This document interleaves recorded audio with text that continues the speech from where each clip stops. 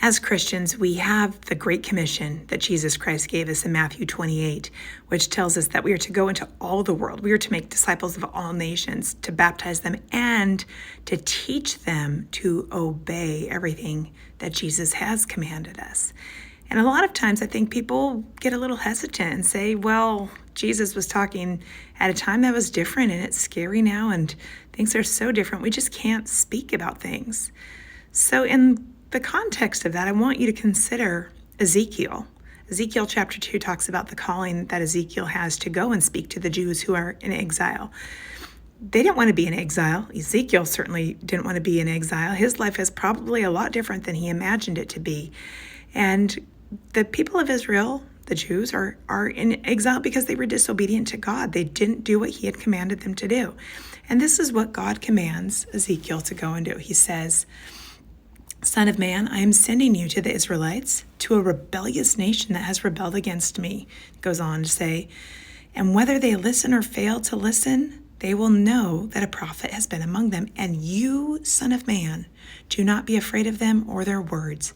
Do not be afraid, though briars and thorns are all around you, and you live among scorpions.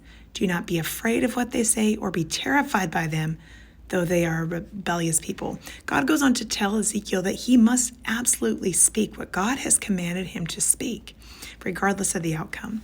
So interesting thing, we think of thorns and briars and scorpions as objects that we know in this world. But this, when you get into the original language, is looking at people that lie about you, people that surround you and have false dealings with you. They wound you personally. They're just not great people to be around. So this isn't just an environment he faces. This is attacks on his character, attacks on his personhood, his livelihood, all these things. And yet God says, you need to be faithful. You need to go. The circumstances aren't ideal, but your job is to be faithful to the things I'm putting before you. And that, my friends, is what God asks of us. No matter our circumstances, no matter the kinds of people we encounter, we are to be faithful to sharing God's word. So let that be your reminder for this week to go and do, not just sit and hear. Blessings on you today.